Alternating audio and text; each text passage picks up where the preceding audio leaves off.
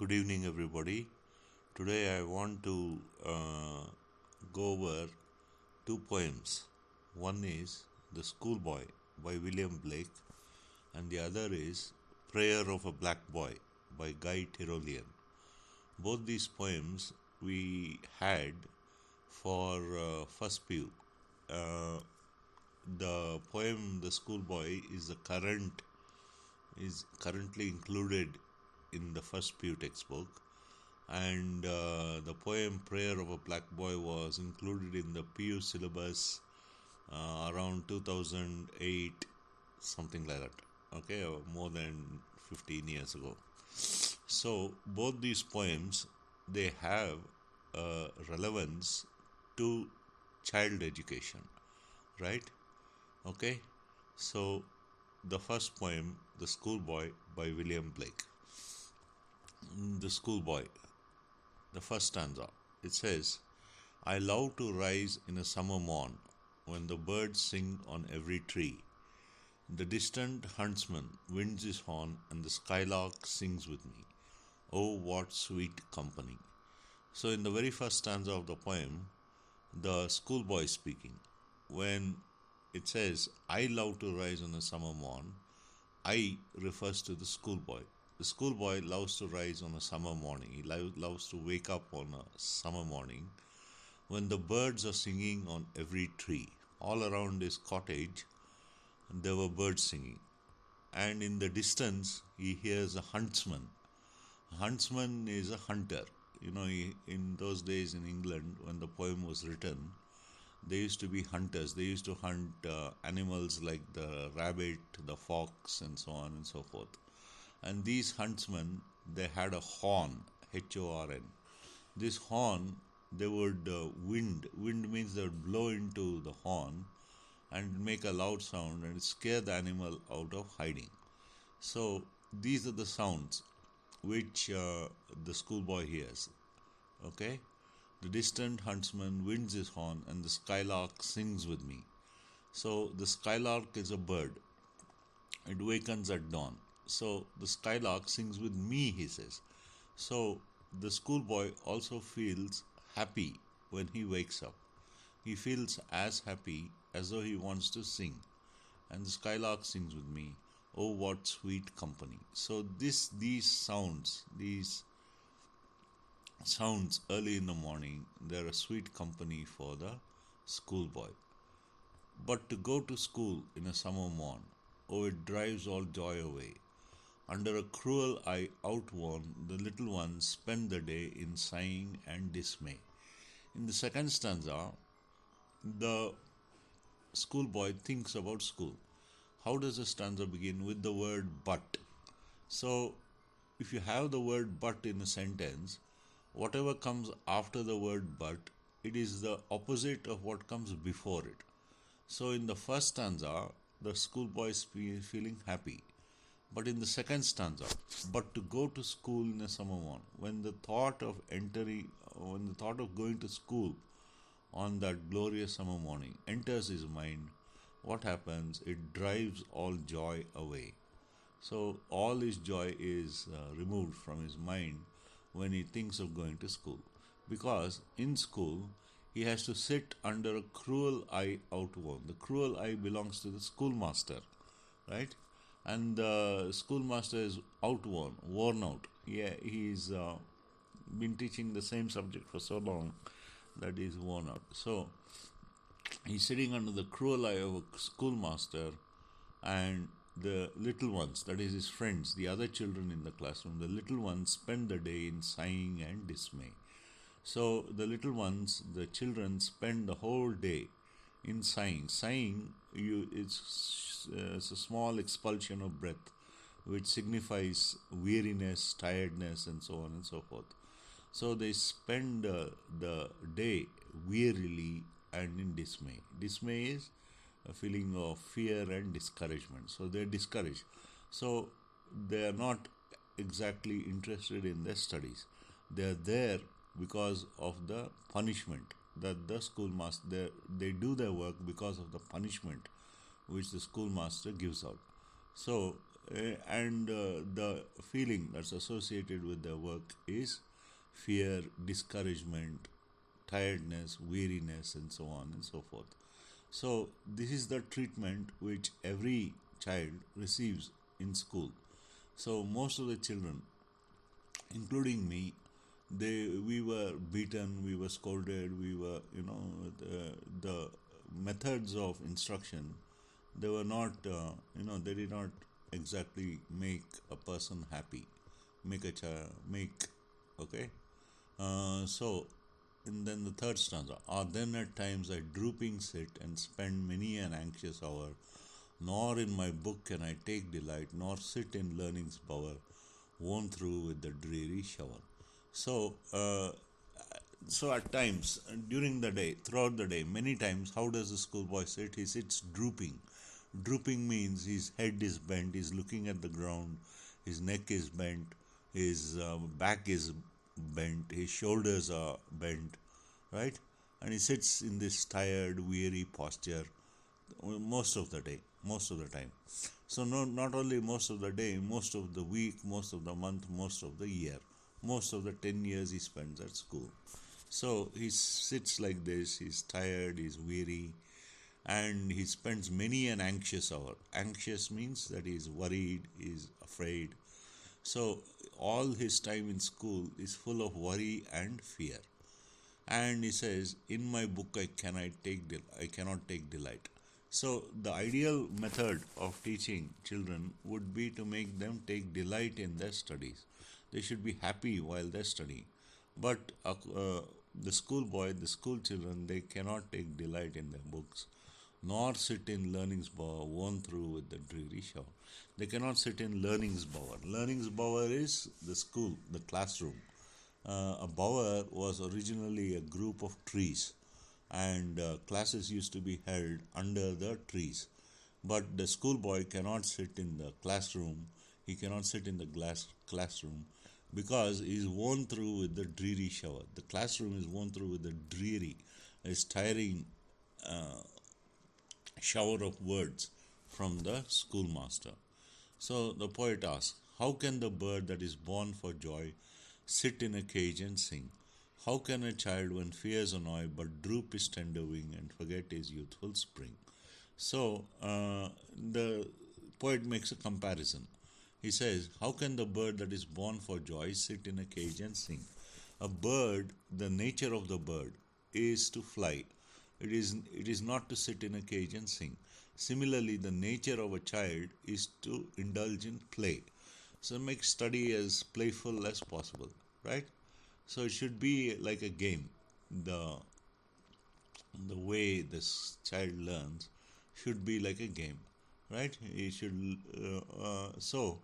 How can the bird that is born for joy sit in a cage and sing? The schoolboy cannot sit in the classroom and be happy. How can a child, when fears annoy, but droop his tender wing and forget his youthful spring? So when fears annoy him, when fears irritate him, he cannot droop his tender wing. Wing compared to the arms of the child. He sits with his arms also bent. He probably sits with his head in his hands, but droop his tender wing and forget his youthful spring. So the spring season is the beginning of the year. Similarly, childhood is the beginning of a person's life. So, in childhood, we have a spring in our step.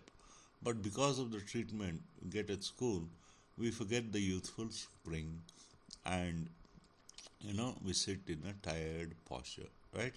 Oh, father and mother, if buds are nipped and blossoms blown away, and if the tender plants are stripped of their joy in the springing day by sorrows and cares dismay, how shall the summer arise in joy, or the summer's fruits appear? How shall we gather what griefs destroy, or bless the mellowing year when the blasts of winter appear? So now the poet makes an appeal to the parents. O father and mother, if buds are nipped and blossoms are blown away. Buds means they are the flower buds. If you take a flower bud between your forefinger and thumb and just squeeze, you're nipping the bud. Similarly, if you take a child, it's like a flower bud. It's in the very infancy of life. And you squeeze it, you scold it, you beat it, It's like nipping a flower bud. If buds are nipped and blossoms blown away, blossoms are again the tender minds of the children. They're blown away in the storm of words, in the storm of beatings. And if the tender plants are stripped of their joy in the springing day by sorrows and cares dismay. Tender plants again refers to the children, the young children. The tender plants are stripped of their joy in the springing day. The minds are stripped of the joy in the springing day by sorrows and replaced by sorrows and cares and worries and anxieties. The poet asks, how shall the summer arise in joy? Now, this is the way the child spends its youth. How can the summer also arise in joy? If childhood is like this, how can the middle age, how can the summer arise in joy? Just as you have a foundation, for a house, upon which the house's strength rests, the foundation of life is the childhood. If the foundation of life is unhappy, how can the child become a happy youth? How can he become a happy adult? How shall the summer arise in joy, or the summer's fruits appear? Will the summer's fruits, will the fruits of learning appear? Okay? How shall we gather what griefs destroy, or bless the mellowing year when the blasts of winter appear? How shall we gather what griefs destroy? So the grief has destroyed so much potential in the minds of the child. And how can we gather what the griefs have destroyed, or bless the mellowing year when the blasts of winter appear? We cannot bless the mellowing year. The mellow season is autumn. Similarly, when we reach old age, we cannot be happy. We cannot bless ourselves, or bless the mellowing year when the blasts of winter appear. Winter is when there's snow. Similarly, when the hair of the person has become white, we cannot bless the old age also. So this treatment that people receive in childhood is responsible for the state of a person when he is an adult.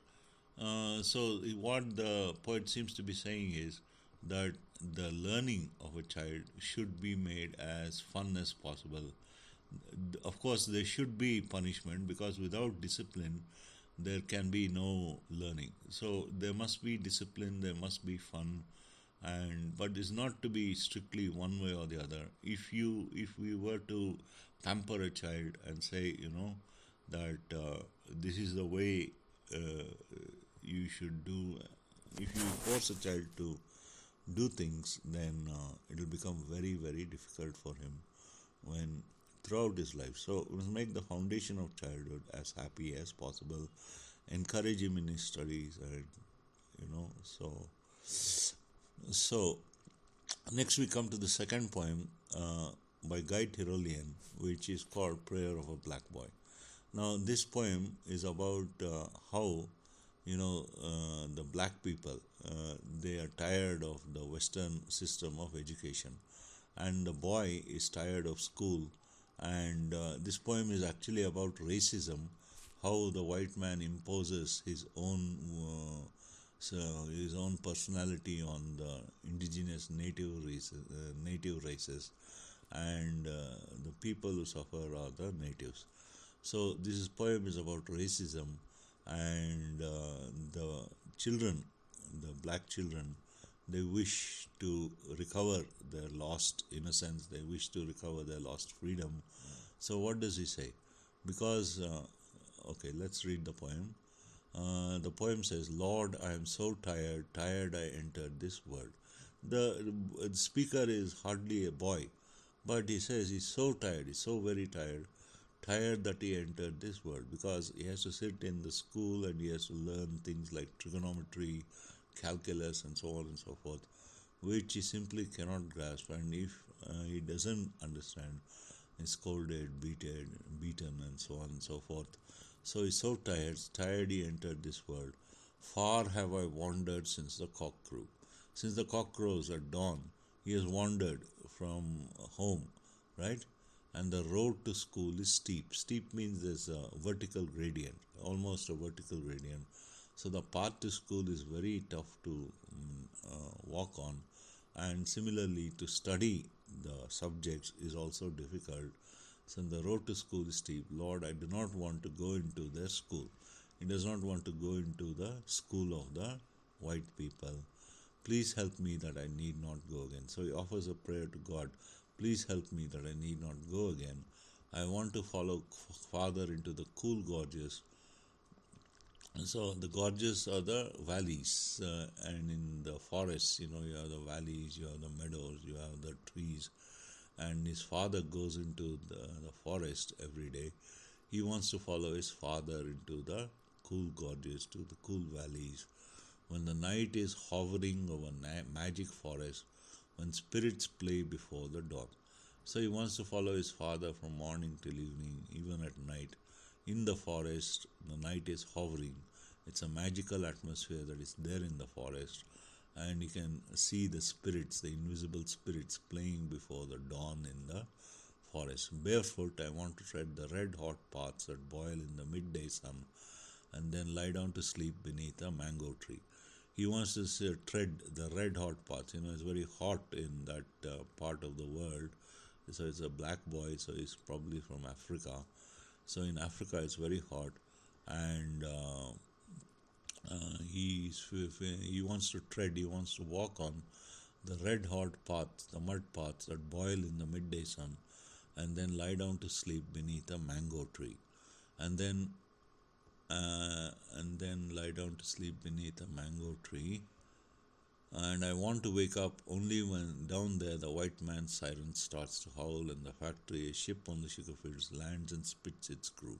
So he wants to wake up in the evening or in the night when the white man's siren, that is the factory siren nearby, starts to howl, starts to sound, and the factory, the factory, which is a sugar factory, is like a ship on the sugar fields, so huge, it looks like a ship on the sugar fields, and it lands and spits its crew, just as the people disembark from a boat, from a ship, at night when the factory,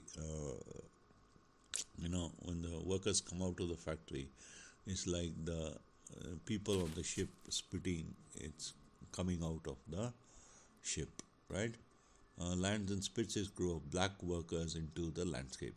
So when the workers come out, and it's like they look like ants in the distance. So the boy says, Lord, I do not want to go into their school. Please help me that I need not go again. It is true, they say, a little Negro ought to go so that he might become just like a gentleman of the city, so that he might become a real gentleman. So again he offers his prayer to God. Lord, I do not want to go into their school. Please help me that I need not go again. It is true, they say a little Negro ought to go. The little black boy ought to go. So he might become just like the gentleman of the city, so that he might become a real gentleman. So with education, with culture, with learning, you become like a gentleman. So even the Negroes ought to acquire this culture, this education of the whites. That's what they say. But, says the schoolboy, but I do not want to become a gentleman of the city, or as they call it, a real gentleman. So he says that he does not want to become a cultured, educated person like the white people. And so he says, I'd rather stroll along the sugar stores where the tight sacks are piled with brown sugar, brown like my skin. I'd rather listen when the moon is whispering tenderly into the ear of cocoa palms to what the old man who always smokes recites with breaking voice during the night, the stories of Samba and Master Hair. So he says he'd rather stroll, he'd rather walk leisurely along the sugar stores, the stores which are selling sugar, where the sacks of sugar are piled with, and those sacks are brown like his skin. He'd rather listen when the moon is whispering tenderly into the ear of cocoa palms. When the moon at night, when the wind is rustling in the leaves of the cocoa palms, he'd rather listen to what the old man says who always smokes. The old man who always smokes recites with breaking voice during the night the stories of Samba and Master Hair. He'd rather listen to the stories of Samba and Master Hair. Those are two children stories characters, Master Hair and Samba. He'd listen to the stories of the old man and many others that are not found in any book. He would like to listen to the stories of the old man. So many stories which are not found in any book. Lord, the Negroes have had too much work already. Why should we learn again from foreign books about all kinds of things we've never seen? So he says the Negroes, that is the Africans, they have had too much work already. Why should we learn again from foreign books? So foreign books, of course, are the books of maths, physics, calculus, chemistry, and so on. Why should we learn again from foreign books about all kinds of things we've never seen? So the things we've never seen, like how will they use trigonometry, how will they use algebra, all kinds of things we've never seen. And then the school is far too sad, just as sad as these gentlemen of the city. The school is very sad, it's a sad place, just as the gentlemen of the city are very sad. These real gentlemen, these really cultured, educated people who do not even know how to dance by the light of the moon, who do not even know how to walk on the flesh of their feet, who do not even know how to tell the tales of their fathers. Oh Lord, I do not want to go into their schools again. So these real gentlemen, these white people, they don't know how to dance by the light of the moon. They don't know how to walk barefoot on the ground. They do not know how to tell the tales of their fathers. So he says, Oh Lord, he finally offers a prayer. Oh Lord, I do not want to go into their schools again. So again, this is the fate of a person, this is the mindset of a child who does not find any interest in his studies.